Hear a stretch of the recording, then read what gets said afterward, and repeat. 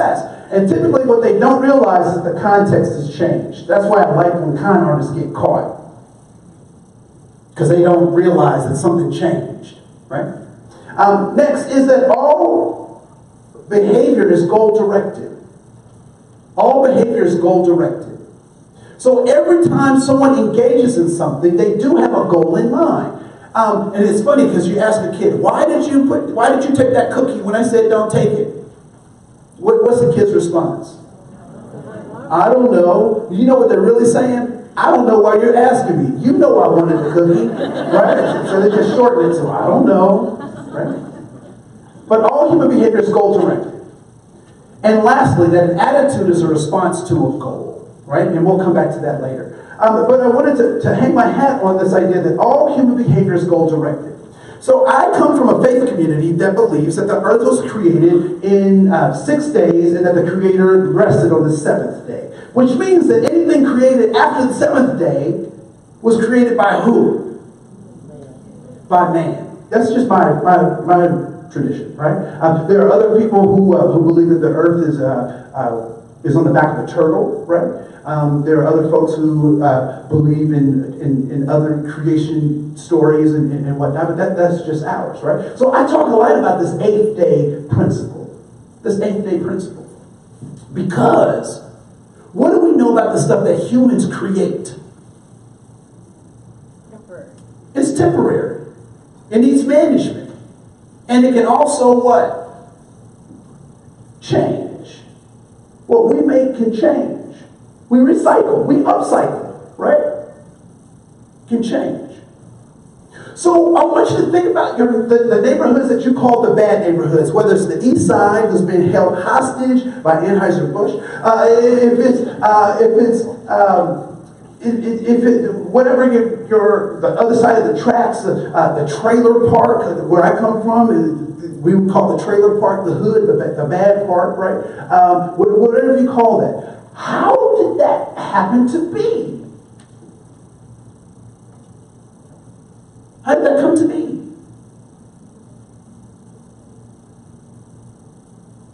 What did we just say about human behavior? That is goal-oriented. That is goal-oriented. So, in your community where there's a hood, is there also a good neighborhood? Is there a good neighborhood? What is that neighborhood called? Suburbs. The suburbs. What else is it called? You said Edina. Don't hate, appreciate. So you can easily point out that place. Now here's the interesting thing. So I'm glad you brought up Edina. Because somebody, no. So somebody said South Minneapolis, right? So it's very interesting to me that in the Twin Cities, and some of you, this is a geographic kind of thing, but I think you can relate to this. So geographically, there are places where Edina, Richfield, and South Minneapolis touch. True? For those of you in the Twin Cities, so they touch there. In Missouri, I know that there's South Minneapolis, South St. Louis that touches the city, that also touches the county. And the interesting thing about St. Louis is the city and the county, but the city is the city and the county, but the county outside of that is not the county, right? So it's the city and the county. It's interesting. And there are places like that touch. So I wanted to explain why a house that's the same square footage in Edina, the same square footage in Richfield, and the same square footage in South Minneapolis can be different in its prices just because of its location, right? And so there's this idea, this concept called redlining. And so we ask, why are people poor? I would say we don't have poor people, but we have poor systems that people are responding to that oftentimes may seem like poor ways. So this video I'm going to play. Hopefully the sound is going to be awesome. So here we go.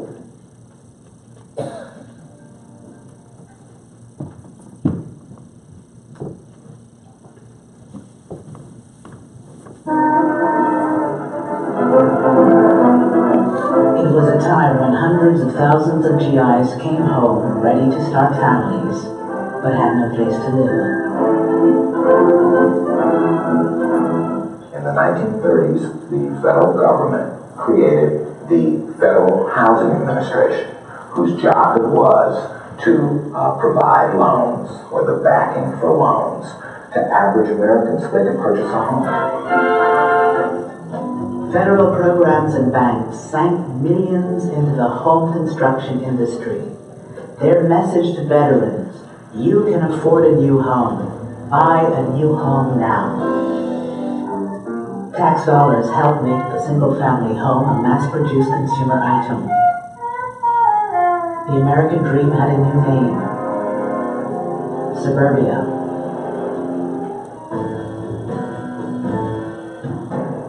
We came to Levittown and we found the model house, and we walked in and we looked around, and of course, in the eyes of a young man who was raised in the ghetto, so to speak, it was an interesting experience, interesting lifestyle, seeing all the new modern conveniences, very fascinating.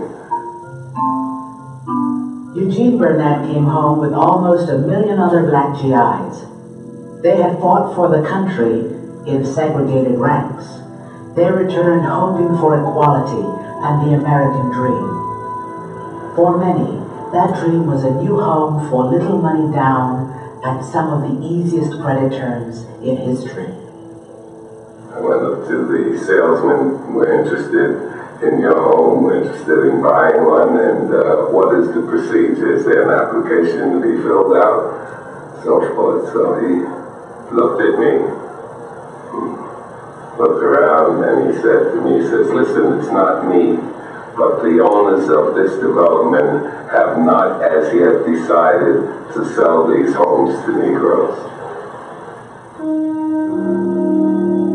The FHA underwriters warned that the presence of even one or two non-white families could undermine real estate values in the new suburbs. These government guidelines were widely adopted by private industry. Race had long played a role in local real estate practices. Starting in the 1930s, government officials institutionalized the national appraisal system, where race was as much a factor in real estate assessment as the condition of the property. Using this scheme, federal investigators evaluated 239 cities across the country for financial risk. So that those communities that were all white, suburban, and far away from minority areas, they received the highest rating, and that was the color green. Those communities that were all minority or in the process of changing, they got the lowest rating,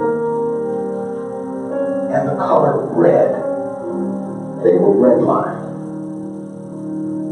As a consequence, most of the mortgages went to suburbanizing America, and it suburbanized it racially.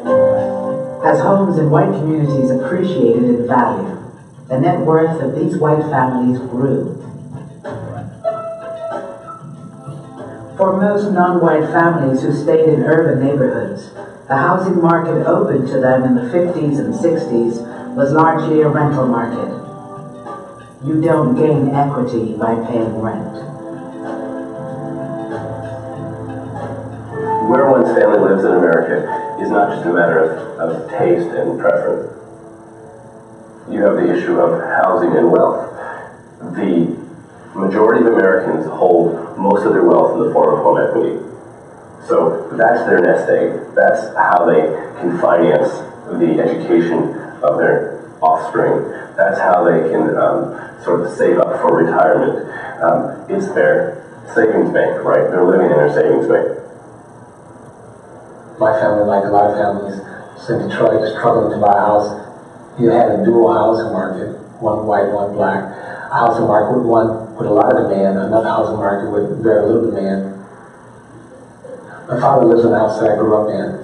The house today, 5-bedroom house, is worth about $20,000. The same house bought in the suburbs would be worth today about $320,000. So whites moving to the suburb were being subsidized in the accumulation of wealth, while blacks were being divested. And these were public policy decisions in which, on one hand, people were given access to property, given title, and subsequently wealth, and on another hand, where people were not given access to property, did not generate wealth, and did not generate the kind of opportunity for the next generation.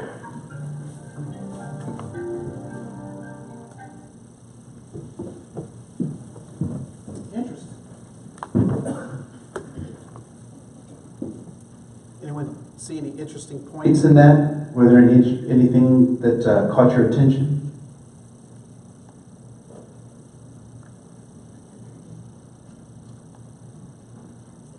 That before, and I guess as someone who had no idea, it's surprising. So it's surprising. You had heard about it before, but just seeing it in this context. I had not heard about it before. All right. Do you think the GI Bill was just limited to housing? Yeah. So educational opportunities were also shut out, right? So when we talk about this idea of wealth, what is the difference between being rich and being wealthy? Disposable income.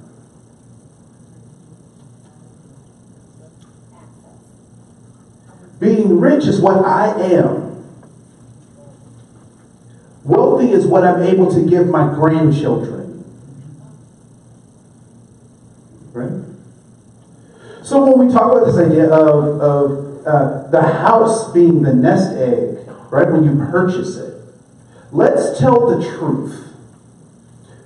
How many of us, and this is a rhetorical question, will ever own our home as opposed to trading one mortgage for another? My grandparents and their generation, they actually planned on owning their home.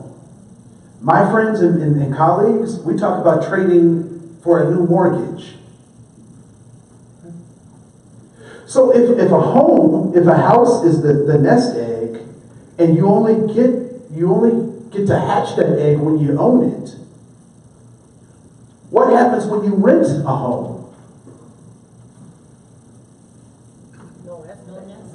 No nest egg. Or the nest egg is reduced, right? But what happens if you get evicted from a house that you've rented?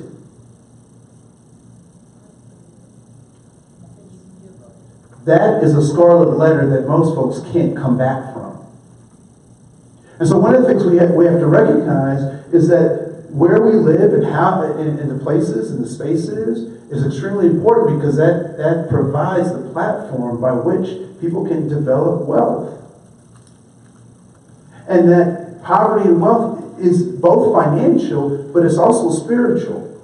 I will tell you that I had people who invested in me because they could see the wealth of opportunity. They could see the wealth of gifts that I had that I could not see myself. And so we can't limit people by what we think we see in them.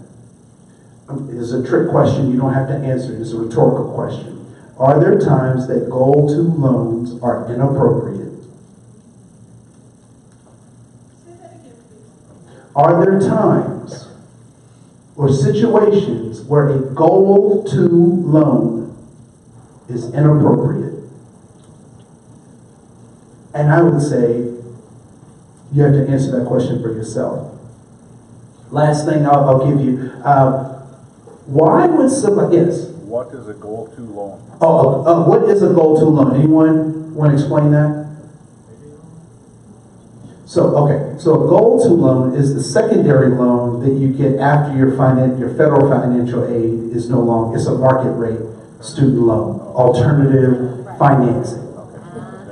Right? So it's alternative financing. Are there times that it's inappropriate? Certainly there are times when that market rate loan for student is inappropriate. Last question, I'll give this to you. Why would someone pay 23% interest on a car? Because they need the car. I already gave you the answer. Because it will provide them safety, significance, and belonging. Right? And we might call that person foolish for doing so. However, they need it. Right? So before we condemn folks, before we judge them, I want us to think about what are the motives of their behaviors.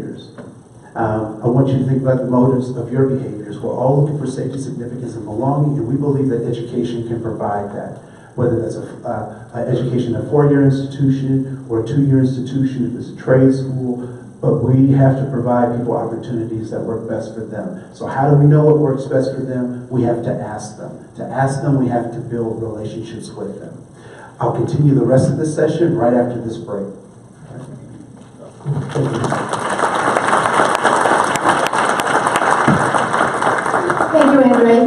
Everybody, have a great conference, and remember, if you have questions, contact somebody with a stripe and go in and buy your tickets and get into the raffle.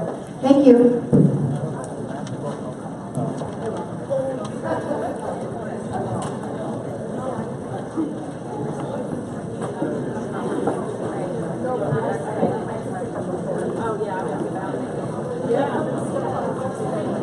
Cool, so we've got like a 20-minute break. All right.